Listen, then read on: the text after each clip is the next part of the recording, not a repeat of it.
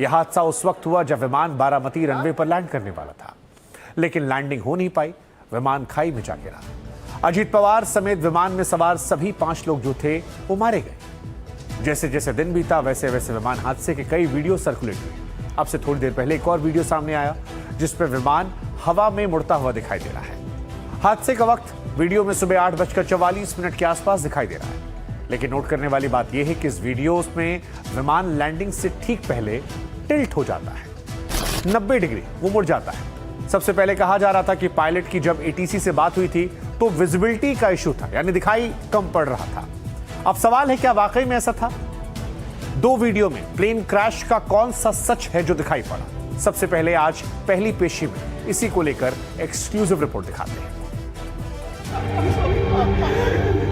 राजकारणी जीवनात मी कधी असा नेता बघितला.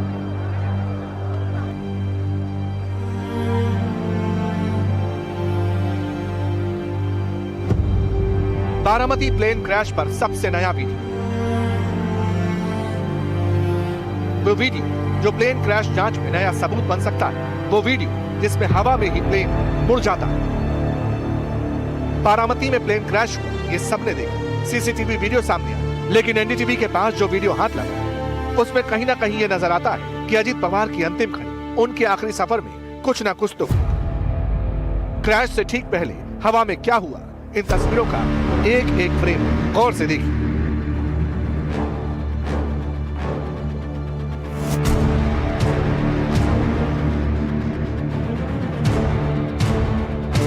सीसीटीवी में घड़ी के सुइयां सुबह 8:44 का वक्त दिखाती है। इसी दौरान हवा में अजीत पवार का प्लेन नजर आता है, लेकिन जैसे ही थोड़ा आगे बढ़ता है, देखते ही देखते ये चार्टर्ड प्लेन हवा में ही मुड़ जाता है, यानी 90 डिग्री की तरफ घूम जाता है। इसी वीडियो से अब सवाल खड़े होते हैं, क्या हवा में ही प्लेन में कोई गड़बड़ी हुई? क्या पायलट ने विमान से कंट्रोल खो दिया था? क्या ये टेक्निकल फॉल्ट है या फिर मानवीय त्रुटि थी? क्या अजीत पवार की आखिरी उड़ान का सच आना बाकी है? क्योंकि जैसे ही वीडियो मुड़ा उसके ठीक बाद ये आग के गोले में तब्दील हो गई। टीजीसीए की प्रारंभिक जांच रिपोर्ट अभी एटीसी की बातचीत के आधार पर तैयार हुई है। इसमें विमान हादसे की टाइमलाइन का जिक्र है, मसलन प्लेन कब उड़ा, कब आखिरी बार देखा गया, एटीसी से क्या बात हुई, विजिबिलिटी का क्या फैक्टर था, ये सारी बातें कहेंगे। लेकिन प्लेन हवा में क्यों मुड़ा, नीचे की तरफ क्यों झुकने लगा, कैसे टिल्ट हो गया, इसका कोई जिक्र नहीं। इसलिए सवाल तो है कि विमान हादसा हुआ कैसे। इस बीच एनडीटीवी ने उस शख्स को भी ढूंढ निकाला जो बारामती हवाई अड्डे पर अजीत पवार का इंतजार कर रहा था, जिनसे शायद आखिरी बार फोन पर अजीत पवार की बात हुई थी। ये पवार की राजनीतिक सलाहकार थी। हमारी बात जिला परिषद के जो चुनाव यहाँ पे महाराष्ट्र में चल रहे हैं उसके मुतालिक हुई थी और उनके लैंड करने के बाद हम बात करने वाले थे। और क्योंकि लैंड करने से पहले मैंने उनको एक मैसेज भेजा था जो मैं वेट कर रहा था उनको डिलीवर होने की, और वो डिलीवर नहीं हुआ मेरी कैलकुलेशन के हिसाब से जो टाइम लगता है मुंबई से बारामती पहुँचने में। तब मैंने अपनी टीम को फ़ोन किया, जो टीम उनको रिसीव करने के लिए एयरपोर्ट पे एयर स्ट्रिप पे खड़ी थी, कि क्या प्लेन लैंड हुआ। तो उन्होंने betaya कि सर लैंड हो रहा है, और बात करते करते ही वो लैंड जैसे ही हुआ it crash landed. That is what it was. The message is still undelivered. Ajit Pawar जिला परिषद चुनाव के लिए बारामती आ रहे थे, लेकिन उनका विमान उड़ान के बाद रनवे पर उतर ही नहीं पाया। 5 लोगों की जान चलेगी। अब जांच में पता चलेगा कि आखिर प्लेन हादसे का संपूर्ण सच क्या है।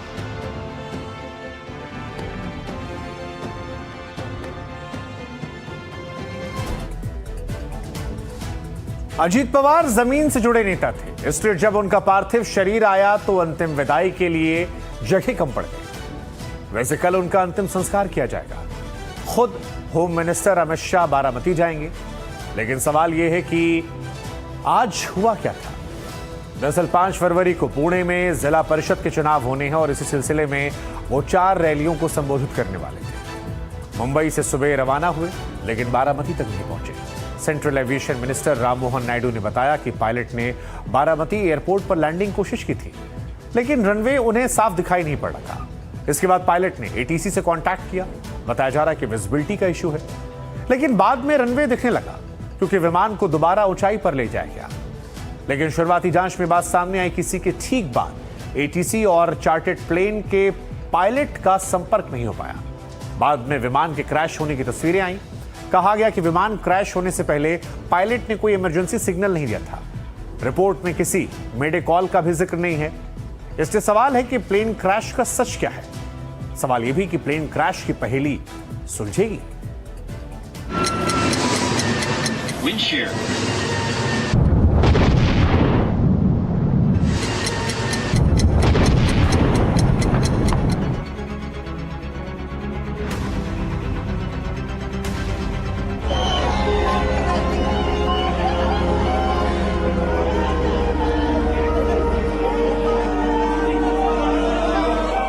अट्ठाईस जनवरी 2026 बारामती हवाई अड्डा, पुणे, महाराष्ट्र।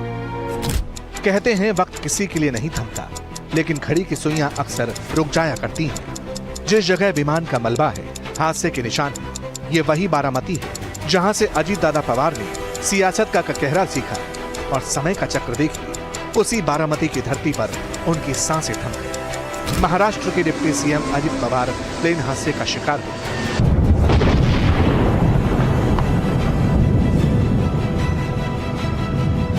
प्लेन क्रैश में उनकी मौत हुई। शव की पहचान कलाई पर बंधी खड़ी से ही हुई। यही वो प्लेन है जो दुर्घटनाग्रस्त हुआ है और पूरी तरीके से चकनाचूर यहाँ पर आपको पीछे ये टेल यहाँ पर देख सकती है। सबसे अहम बात मैं यहाँ पर आपको पहले तो दिखा दूँ कि ये जो पूरी जगह है उसको पूरी तरीके से कॉर्डन ऑफ किया गया है। लोग हज़ारों की तादाद में यहाँ पर आ रहे हैं, लेकिन इस एरिया को कॉर्डन ऑफ करना बहुत ज़रूरी था क्योंकि ये बहुत अहम सुराग है। इसके अंदर जो भी जाँच होगी, इसके अंदर जो भी सुराग मिलेंगे वो यहीं से मिलेगा। आप देखिए कितने सारे जो डॉक्यूमेंट्स है, क्योंकि दादा आ रहे थे यहाँ पर एक 4 रैली को संबोधित करने वाले थे। वहां पर आप देखिए कितने सारे डॉक्यूमेंट्स भी मौजूद है और जो पूरे प्लेन के पार्ट्स है पूरे इस क्षेत्र में फैले हुए। सब कुछ तो ठीक था। डिप्टी सीएम अजीत पवार का शेड्यूल तय था। जिला परिषद के चुनाव के लिए बारामती आना था। सुबह 6 बजे उठने और रात बजे सोने वाले अजीत दादा मुंबई में बेसब्री से इंतजार कर रहे थे। चार्टर्ड प्लेन का रोस्टर तैयार था, साथ ही पहुंच चुके थे। वक्त सुबह 8:10। मुंबई के हवाई अड्डे से लियरजेट 45 चार्टर्ड प्लेन रनवे पर दौड़ता हुआ उड़ान भरता है। रफ्तार करीब 900 किलोमीटर और चंद सेकंड के अंदर ही ये प्लेन करीब 19,000 फीट यानी करीब 6 किलोमीटर का एल्टीट्यूड हासिल कर लेता है। प्लेन के डेस्टिनेशन पहले से ही तय था। मुंबई से बारामती की हवाई दूरी करीब 170 किलोमीटर है और इसे कवर करने के लिए 30 से 35 मिनट का वक्त लगता है। अजीत पवार जिस प्लेन में सवार थे वो पहले से ही ट्रायल टेस्टेड था। पिछले चुनाव में भी इसी प्लेन का इस्तेमाल किया था। प्लेन के अंदर महाराष्ट्र के डिप्टी सीएम और केबिन क्रू बिल्कुल सहज और सामान्य। वक्त के साथ प्लेन भी आगे बढ़ता रहा। वक्त सुबह 8:18। जैसे ही घड़ी के कांटे ने 8:18 को छुआ, पहली बार विमान के पायलट की बारामती एटीसी से बातचीत हुई। चूंकि बारामती एक अनकंट्रोल्ड एयरफील्ड है, इसलिए एयर ट्रैफिक की जानकारी फ्लाइट ट्रेनिंग संगठन के जरिए प्रोवाइड की जाती है। लेकिन अजीत पवार और प्लेन में बैठे लोगों को क्या पता था कि ये उनका आखिरी सफर होने वाला था। ये थोड़ी एक ऊंची सी ढलान है और इस ढलान पे यहाँ पर आप देखें कि ये पूरा एक रनवे है, एक मेकशिफ्ट रनवे यहाँ पर बनाया गया है क्योंकि प्रॉपर एयरपोर्ट नहीं है यहाँ पर। और इसी जगह पर आप देखिए आगे चल के यहाँ पर आपको दिखाना चाहूँगा कि थोड़ा और आगे हम आते हैं, यानी कि ये देखिए ये जो पूरी सड़क है और वहाँ पर से आप देखिए कि वो जो मार्ग आपको दिख रहा है, कैमरा पर्सन अमर से कहूँगा कि थोड़ा और जूम करके आपको दिखा दे, तो यहाँ पर इस प्लेन को लैंड करना था। अब इस सीक्वेंस को थोड़ा सा रिवाइंड करेंगे तो सारी चीजें क्लियर होती चली जाएंगी। वक्त सुबह 8:34। अचानक प्लेन से सर्विलांस सिग्नल बंद हो गए, लेकिन चंद सेकंड बाद पायलट और एटीसी दोनों ने राहत की सांस ली क्योंकि सिग्नल फिर से ऑन हो गए। अब पुणे से गुजरने के बाद बारामती से करीब 30 नॉटिकल माइल्स पहले एक बार फिर बात हुई। बताया जा रहा है कि उस दौरान विजिबिलिटी कम थी। पायलट से कहा गया कि अपने हिसाब से लैंडिंग का फैसला ले।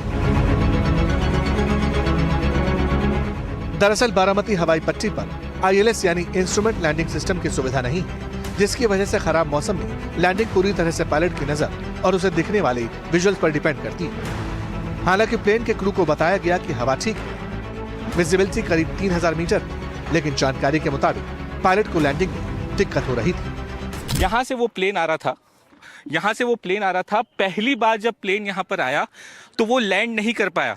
पायलट ने कहा कि उसे रनवे नहीं दिख रहा है। उसने एटीसी टावर से जब संपर्क किया तो उसने कहा कि हमें रनवे नहीं दिख रहा है, इसलिए हम गो राउंड करेंगे। यानी कि जो आई विटनेस थे वो बता रहे थे कि प्लेन रनवे के बहुत नज़दीक आता है, लेकिन यहाँ पर ठीक सामने से देखिए, यहाँ पर एक ठीक सामने से एक बार फिर से वो पूरा गो राउंड करता है और गो राउंड करके यहाँ से एक बार फिर से लैंडिंग करने की वो कोशिश करता है। लेकिन एक बार फिर से जब पायलट से पूछा जाता है तो वो बताता है कि उसे रनवे नहीं दिख रहा है। ये हमने देखा कि एयरप्लेन जब नीचे आया था ऐसा लग रहा था उसका क्रैश हो जाएगा, ऐसा हम सोच रहे थे, तभी क्रैश हो गया। हम देखे कि हमें लगा नहीं क्रैश हो गया है, लेकिन एयर ट्रैप पे उतरेगा ऐसा लगा, उतर रहा है, लेकिन क्रैप हुआ और उसके बाद स्फोट हो गया उसका ज़बरदस्त। स्फोट होने के बाद वो हम देखने आए, पहले देखा तो उसको आग लगी थी पूरे प्लेन को, और उसके बाद 4-5 स्फोट हो गया विमान में उसका, और उसके बाद बहुत लोग आ गए, निकालने की कोशिश की, लेकिन बड़ी आग लगी, उसके कारण कोई मदद नहीं कर सकता।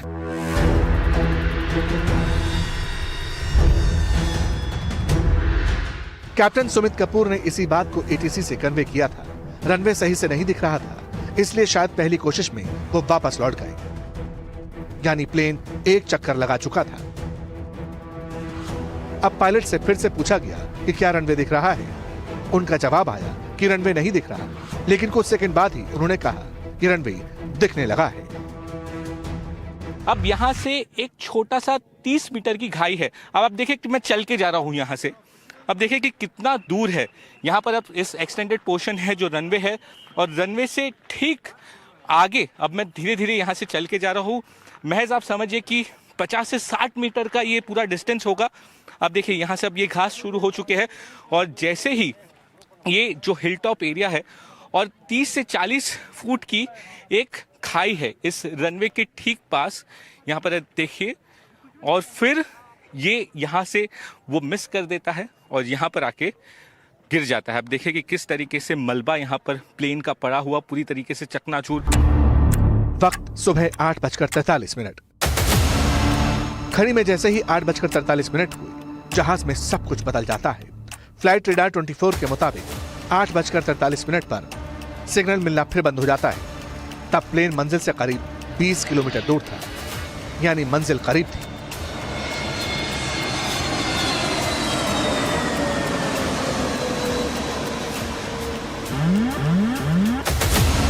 एटीसी की तरफ से अजीत पवार के प्लेन को 8:43 पर लैंडिंग का क्लियरेंस मिल चुका था, लेकिन प्लेन से कोई जवाब नहीं आ रहा था। प्लेन रडार से गायब हो चुका था। Flight tracking service ADS-B exchange के मुताबिक उस वक्त प्लेन 1016 मीटर की ऊंचाई पर था और उसकी रफ्तार 237 किलोमीटर प्रति घंटा। सवेरे का टाइम था, तो यहाँ पर बहुत ज़्यादा धुंध होती है, तो पायलट जो है वो एटीसी से कहता है कि उसे रनवे साफ नहीं दिखाई दे रहा है। देखिए कि जहाँ पर इस वक्त मौजूद है ये एक्सटेंडेड पोर्शन है पूरे रनवे का जहाँ पर हम हैं, और वो ठीक पीछे जो वाइट वहाँ पर स्ट्रिप दिख रही है उसके आगे इस प्लेन को लैंड होना था। तो यहाँ पर होता है तो पायलट कहता है कि उसे रनवे दिखाई नहीं दे रहा है। तब एटीसी उसे कहती है कि आप एक गो राउंड करिए, यानी कि बहुत नज़दीक आने के बाद प्लेन यहाँ से गो राउंड करता है पूरी तरीके से घूमकर। यहाँ पर आप देखें कि ये पूरा बारामती का जो इलाका है यहाँ से पूरी तरीके से घूमकर वो एक बार फिर से यहाँ पर आता है। वक्त सुबह 8:44। ठीक 1 मिनट बाद एटीसी को रनवे 11 के पास आग दिखना चालू हुई। फिर उसके बाद जो कुछ हुआ वो इस CCTV में कैद हो गया। जानकारी के मुताबिक करीब 8:45 पर प्लेन पूरी तरह क्रैश हो जाता है, उसमें आग लग जाती है। इसके बाद 8:46 पर CCTV में आग की तस्वीरें दिखाई पड़ती हैं। प्लेन आग का गोला बन चुका था।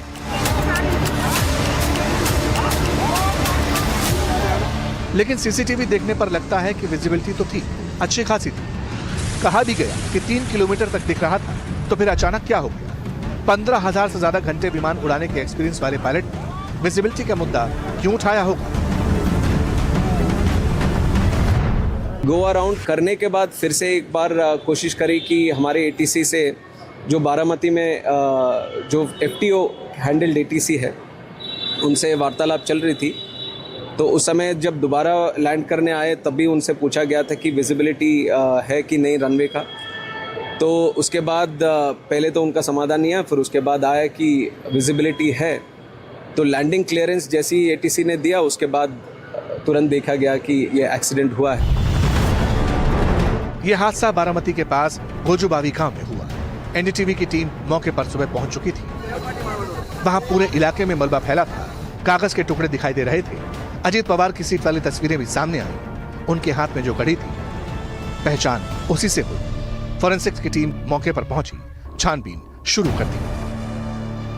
की जो फॉरेंसिक एक्सपर्ट्स की टीम है काले कपड़ों में और साथ ही एप्रॉन पहन के वहाँ पर जो टीम है वो यहाँ पर पहुँच चुकी है और वो आपस में डिस्कशन कर रहे हैं। जांच शुरू हो चुकी है और अपने साथ कई सारे इक्विपमेंट्स वो लेके आए हैं और यहाँ से अब ये जांच शुरू होगी। वो समझने की कोशिश करेगी। आप देखिए कि किस तरीके से वो बातचीत हो रही है कि उस तरफ से मेरे ठीक पीछे उस तरफ से वहाँ से वो प्लेन नीचे आ रहा था, रनवे पर लैंड करना था। ये मेकशिफ्ट रनवे है, प्रॉपर ये एयरपोर्ट नहीं है।